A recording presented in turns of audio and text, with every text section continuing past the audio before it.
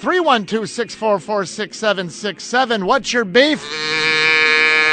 And we'll get right to the beef lines. Don't forget, at 1 o'clock, Jesse Rogers will be with us. He's on the road with the Cubs, so we'll have full Cubs talk also, as we just have for the last 20 minutes in the 1 o'clock hour with Jesse. Let's get to the beef lines and see what you are beefing about.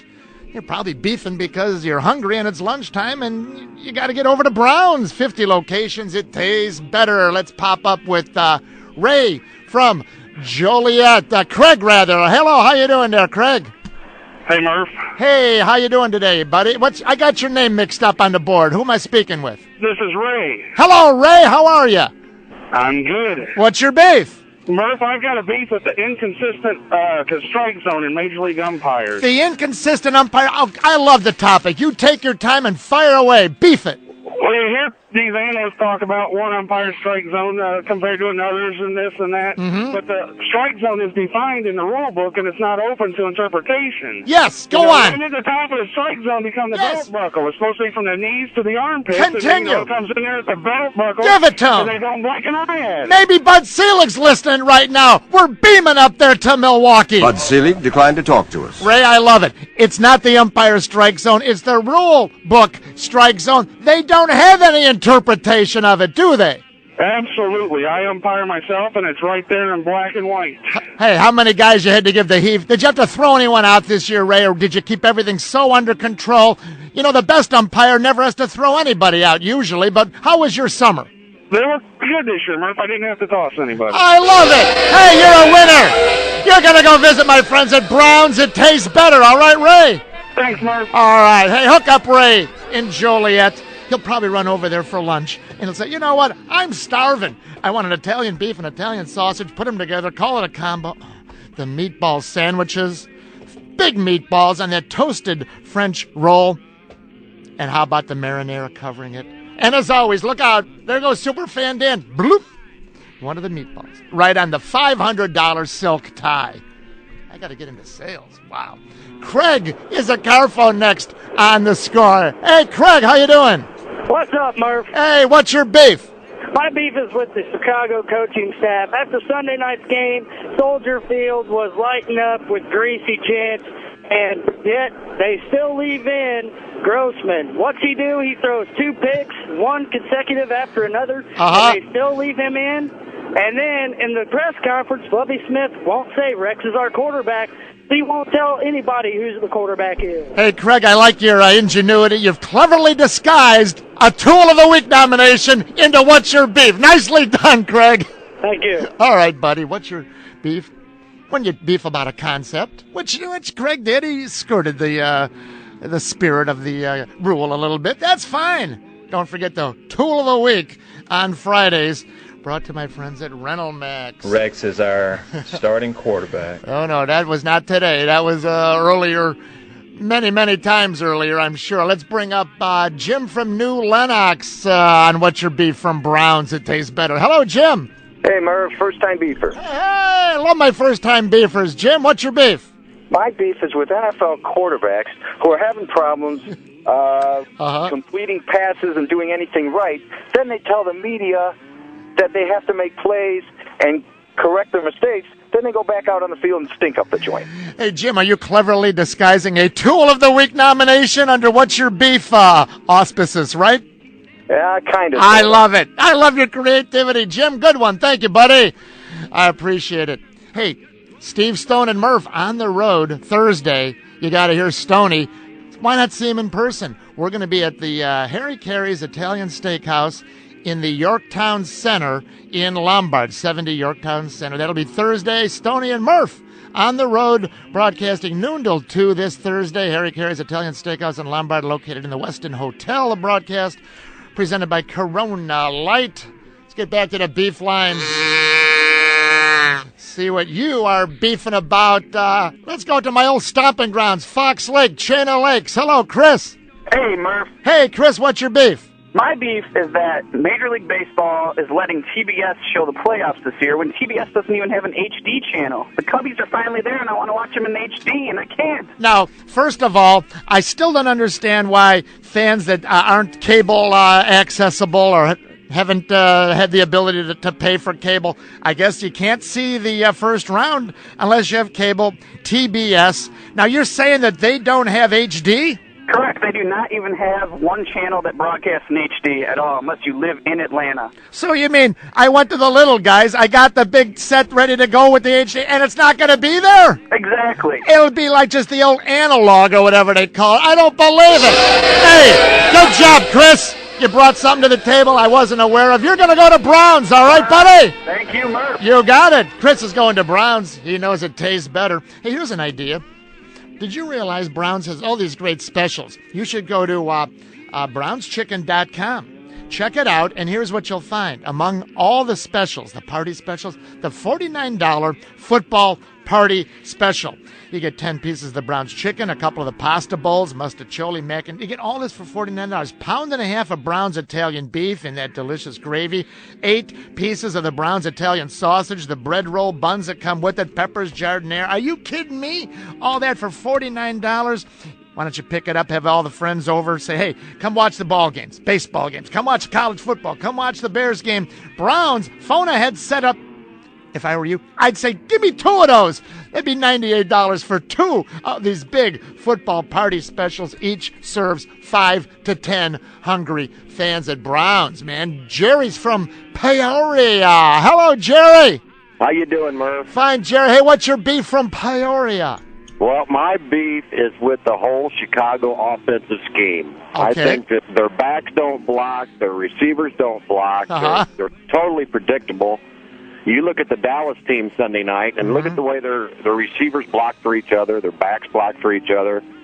I don't think there's any quarterback in the league that could survive under the offensive scheme that we're putting out there on a weekly basis. So with the Bears' inability to pick up blitz packages, which you know are coming more and more, then you have to make the decision, well, is Rex the guy for this job? I know what you're saying, Jerry, and it's very interesting. You're making a case, and I couldn't argue with this case you're presenting. You're saying, how can you totally blame one guy, the quarterback, when they're unable to pick up the blitzes, right? Yeah, if you put Rex into that Dallas scheme, I wonder what he would do on that team. Now, let me go a step down the road with you, Jerry, because you're onto something. But, and here's the big but, since the Bears cannot pick up the blitz packages, would it make a difference then to try and go to Brian Griese or down the line Kyle Orton? In other words, if what you say is true, then maybe you must make a change at quarterback, but not Rex's fault, perhaps, is maybe what you're saying.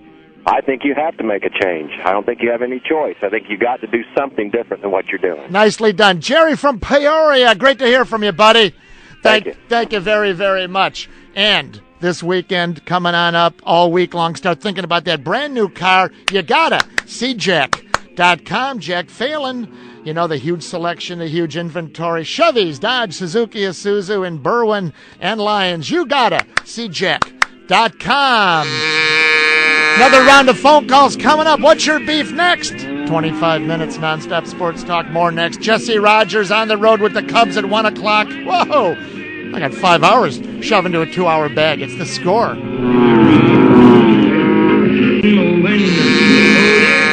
What's your beef? I know what my beef is. I got to wait till 2 o'clock to go over to Browns. It tastes better. Let's get back to the phone lines. What's your beef? Cubs talk continues throughout the day, and at 1 o'clock, Jesse Rogers. He's on the road. Heavy Cubs talk coming up. How about those jumbo buffalo wings at Browns? Did you know? They are bigger wings. They're bigger taste. People are loving them. In fact, they're flying off the shelves. Jumbo buffalo wings at Browns. 5 great flavors. George Alton waiting in the wings. Let's get to Craig from Aurora on What's Your Beef. Hello, Craig. Hi, Murph. How you doing? Fine. What's your beef? Listen, as much as I love the Cubs, don't get me wrong, but my beef goes out to the entire Cub players for not acknowledging their fans at the end of the game on Sunday.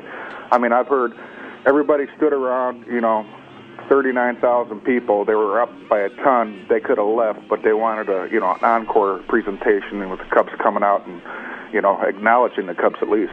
Well, that all began in 1984 when the Cubs clinched the division and the playoffs on the road. Remember that? And then they came back to Chicago for a final Friday, Saturday, Sunday with the postseason already clinched, that's when Jim Fry brought the Cubs back out, and they did that circle of the ballpark and waved to everybody, right, Craig? Right. But here's the difference, Craig, and I'm going to say that I don't like to jinx things. And I like your angle, but I'm going to say this. I don't think they should have gone out, circled the wagon out there, waved everybody. They haven't won a damn thing yet, Craig. I'm sort of superstitious, though. That's my other side of the coin. Well, they set an all-time record for attendance. They're putting money in their pockets. Well, you know what, Craig? I'm gonna send you to Browns. That's a good beef. Hang on, buddy. You're going to Browns. I disagree. They haven't won nothing yet. I've heard a lot of people phoning in on that topic, George, on the score over the last few days. Oh, the Cubs should have done the 25-man circle the ballpark, wave to the fan. They haven't won a damn thing yet. Thank you, George. Murph with you. Oh, George, you got another second there? I'm here. George, great as always. Hit and run you and Jesse almost every Sunday there. Yeah, almost. Mixed in and out with a little football, of course. You had Cubs assistant GM Randy Bush. And a great 20, 30 minutes. I pulled a little soundbite. This is Randy Bush, works right there with Jim Hendry. And you and Jesse said, boy, oh boy, what are some of the rules? How do you fine-tune that 25-man roster? Let me get my what if, what if the Cubs make it to postseason? Here's what Randy had to say to George and Jesse on Hit and Run. What it is now is you have a chance to reset your roster before each of the series, the division series, the World Series, et cetera. So you're right. A young guy, you can name any of them. Sam Fuld, for example. If we decided that he was one of the best 25 going into that opening series, we can do that, and we can put him on the roster and just swap him out with another player. So that's an old rule that was in place, and that's been changed in the last few years, and we'll have the opportunity to set that roster. What you would do is you would keep a group of players that you would keep sharp, pregame drills, batting practice, throwing bullpens, whatever the case may be, so that as you get to the next round of playoffs, again, if you wanted to readjust the roster, you can do that. Not to put the cart ahead of the horse, but a lot of strategy involved in, 10 pitchers, 11 pitchers, 12 pitchers. Who do you carry, who don't you? I mean, there's a lot, and it depends on who, if they get there, George, again, who they match up against, right? Well, I would think that would be the case. There's been a lot of talk about who's going to be the number 3 starter. Is it going to be Marquis or Hill? I mean, that's a major decision they'll make, and you're absolutely right. And who knows? I was just thinking a minute ago, what if they...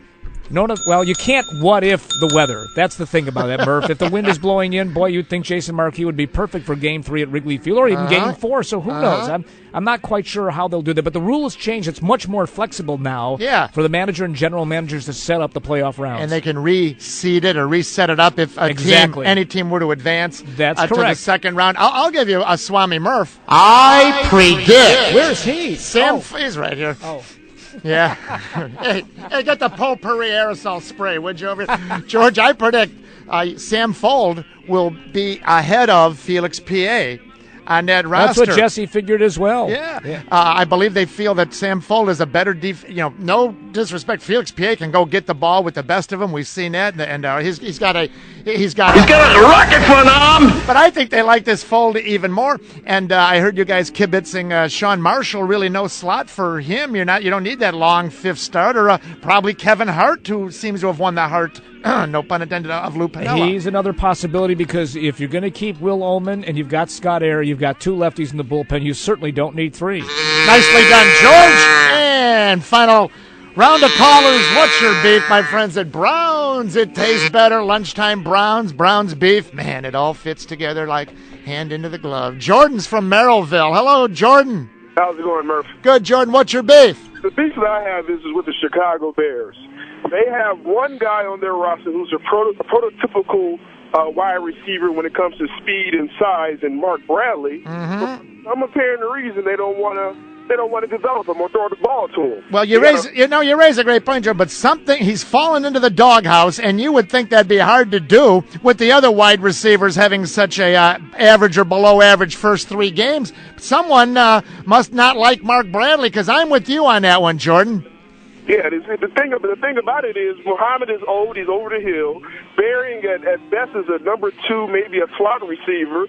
Rasheed Davis should be back in the CFL, and Mike Haas is on the practice squad. Well, you know that Mike Haas might be the guy that they got to figure out how to activate, but I like your angle, Jordan. I don't have an answer, but you're a winner. Hey, you're going to go visit Browns. It tastes better, all right, Jordan? All right, appreciate it. Thank you. All right, buddy, you hang on. Hey, those jumbo buffalo wings are flying off the shelves at Browns. Back in a flash. Murph, 40 minutes right there. Almost. Non-stop sports talk, more next. It's The Score. Jesse Rogers, Cubs talk from Florida at 1 o'clock. Be waiting at the end of my ride. Oh, very, very effervescent session of What's Your Beef? Brought to us by our friends at Browns. It tastes better, and lunchtime is made for you. And beefs and Browns, and What's Your Beef and Browns. Let's go to downtown. Mike is next on The Score. Hello, Mike. Hey, Murph, how you doing? You know, my beef is something I haven't heard too much about, if anything at all, this week. Is Rod Turner, the Bears coaching staff, and the offensive coaches, really in particular. You know, we drafted a guy named Greg Olson. This guy was supposed to be the high-powered tight end for the Chicago Bears. Nobody has seen this guy on game film yet. He hasn't been out there at all. They had an opportunity to use the double tight end formation that everybody was calling for this year, and they treated this guy like he was just a nothing tight end until later in the game when it was almost too late. Well, Mike, let me just interject. We don't really know the severity of his injury coming back. You know, he missed the first 2 games from the knee. Now, we're on thin ice, you and I, a little bit, because we don't know exactly if he was only able to get out there a little bit or if they underutilized him. They were playing easy to go with him the first time. Well, here's the thing about that, Murph, and I thought about that. Okay, great. But you know what? Either you don't use him or you use him. If you're going to find out how he is, use him right away. Well, they did get to, they used him for that 22-yard pass, brought him down to near the goal line, and maybe... What was the time on the clock when they did that? I believe third quarter, but I'd have to look it up. Thank you. Right. I mean, that would have helped Grossman early in the game, so, right away. In other words, if he only had, I see what you're saying, Mike, if he only had 1 or 2 bullets in his knee, his chamber, so to speak, then you know what? Maybe get the lead in the beginning instead of playing more comeback or catch up. If you're gonna test him, test him early. Don't test him in the third quarter. All right, I like that, Mike.